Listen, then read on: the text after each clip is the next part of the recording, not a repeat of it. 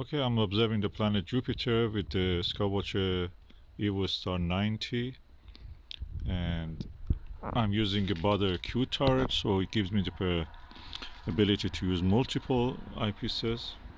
This is the Starguider ED 8mm. I tested it against the Nagler 7mm, Nirvana 7mm, and I found that I prefer the image of this one. First, it doesn't have any ghost images. You see a halo with this one and with the Nagler, both of them. With this one, no halo, pure image. It's almost like orthoscopic.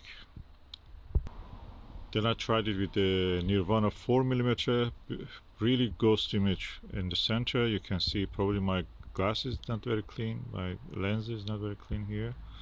But although I've cleaned it before, I always see that halo. With this one I don't see the halo, so I may get the 5mm Skywatcher. So I heard a lot of good things about the 5mm one. This is perfect, I'm telling you.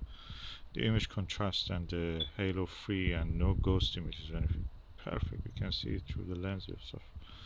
Really good, and one of the best eyepieces I have. Nagler is 5 times the price of this Nagler 7.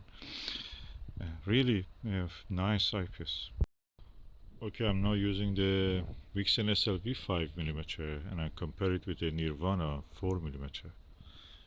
And this is the ED Starguider ED 8mm. In the image of this and this, which one is more clear? The bands, cloud bands on the Jupiter are more clear in this. And I can actually better focus and sharper image. This is not bad, don't take me wrong, but I prefer this one now. In this condition, with my eye and with this telescope and these atmospheric conditions, I prefer this one, this SLV. I may try this Starguider 5mm. When I buy it, I will just test it, but at the moment 4mm, no, it's not good for me. Let me just bring the Nagler 5mm just to see how it is. Okay, here I'm using the Skywatcher Nirvana 4mm against the Nagler Televue Nagler 5mm, and again comparing it with the Vixen SLV 5mm.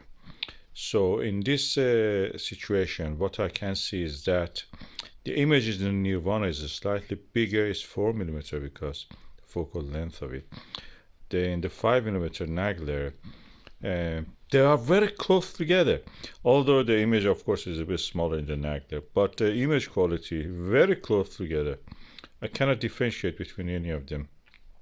I prefer although the Nirvana in that sense, because the roundness, the edges of the planet is more clear. And third comes second I should say, comes the Vixen SLV. Nagler and Nirvana are very close. SLV is behind them in that sense. Of course, the weather was getting really bad. It was full of moisture. The telescope was wet. So probably I should repeat this experiment again and just leave it for a drier night that we don't see.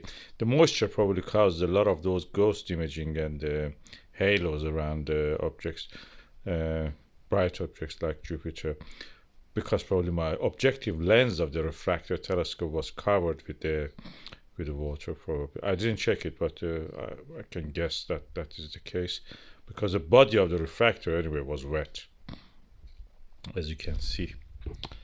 And I really prefer this rack and pinion focuser. I don't like the Crayford focuser. I wish it was not invented. It's such a pain to use. It's not as accurate as the rack and pinion. Rack and pinion give you that assurance, that feeling of the focus that will not change, it will not move. The Nagler 5mm shows this image size, and the Nirvana 4mm will be bigger. Of course, the clarity will not be as clear as this one, but anyway, atmospheric conditions dictate what we will see and how we will see it.